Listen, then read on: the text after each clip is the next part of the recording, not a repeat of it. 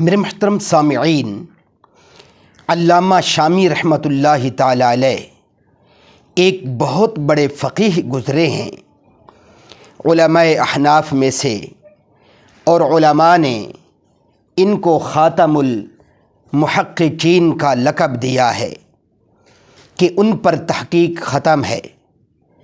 انہوں نے اپنی کتاب رد المختار لکھی اور بھی بہت ساری کتابیں لکھی ہیں۔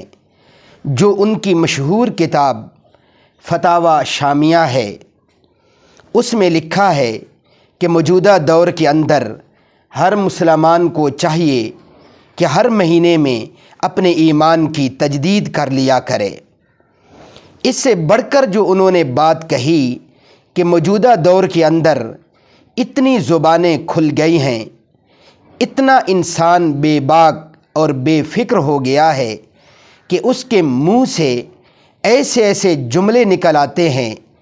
انہوں نے کہا کہ ہر مسلمان کو چاہیے ہر مہینے، 2 مہینے، چند مہینے کے بعد دوبارہ اپنا نکاح کر لینا چاہیے، یعنی نکاح کی تجدید کر لینی چاہیے، اس لیے کہ اس طرح کے جو جملے مسلمانوں کے منہ سے نکل آتے ہیں، اعمال بھی ضائع ہوئے، ایمان بھی ضائع ہو گیا۔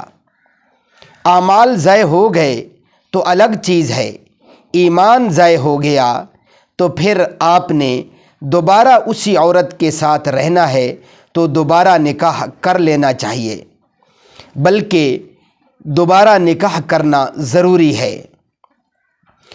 آپ حضرات نے ایک حدیث پاک سنی ہوگی کہ جناب رسول اللہ صلی اللہ علیہ وسلم نے ارشاد پاک فرمایا کہ قیامت کے قریب ایک ایسا زمانہ آ جائے گا کہ لوگ اپنی بیویوں کے ساتھ زنا کریں گے۔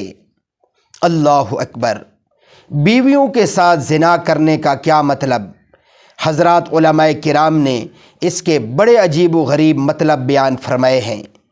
شراح حدیث نے اس کے بے شمار مطلب لکھے ہیں۔ ایک مطلب یہ ہے کہ اس کی بیوی ہوگی، اس نے جب شادی کی تھی تو اس نے نکاح کیا تھا، لیکن درمیان میں ایک ایسا جملہ بول گیا تھا جس کی وجہ سے اس کا نکاح ٹوٹ گیا ہے، اس کے نکاح سے وہ نکل گئی، اس کا ایمان چلا گیا، لیکن اس کو تو پتہ ہی نہیں کہ میرا ایمان ہے کہ نہیں ہے۔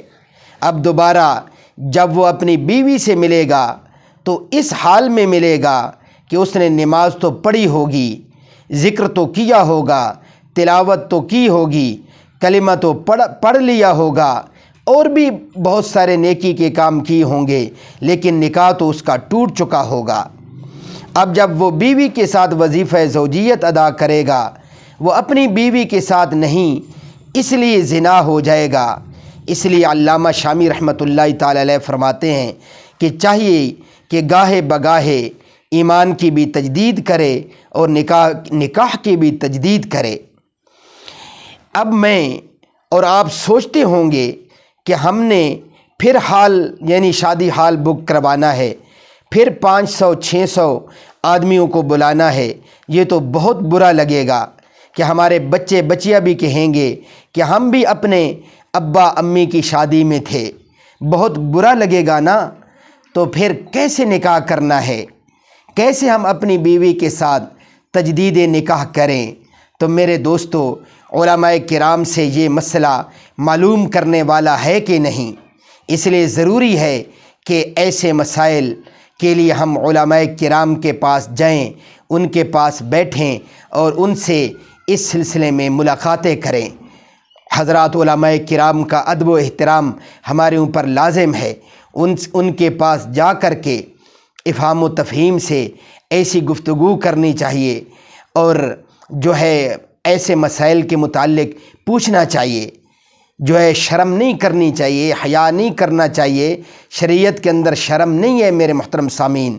اس لیے آج کے دور میں یہ فتنوں کا دور ہے، گناہوں کا دور ہے، اور ایسے ایسے ہماری زبانوں سے جملے نکل آتے ہیں جن کی وجہ سے ہمارے نکاح فوراً ٹوٹ جاتے ہیں، لیکن پھر بھی ہم اپنی ازواجی زندگی کو، ازدواجی زندگی کو اور وظیفہ زوجیت اسی طرح ادا کر رہے ہوتے ہیں، تو حدیث پاک میں جو آپ صلی اللہ علیہ وسلم نے فرمایا وہ بالکل حق اور سچ ہے کہ قیامت کے قریب لوگ اپنی بیویوں کے ساتھ زنا کریں گے۔ اللہ رب العزت معاف فرمائے، اس لیے اپنی زندگی کے ہر عمل کو اور پہلو کو حضرات علماء کرام کے ساتھ ملاقاتوں میں اور ان کے ساتھ ان سے پوچھنے کے سلسلے میں ان سے پوچھ کر کے گزاریں، ہر عمل کو پوچھیں، بھئی یہ مسئلہ یوں ہے، میرے ساتھ یہ مسئلہ اس طرح پیش آیا ہے۔ اللہ رب العزت مجھے آپ کو عمل کرنے کی اور آگے تک پہنچانے کی توفیق عطا فرمائے۔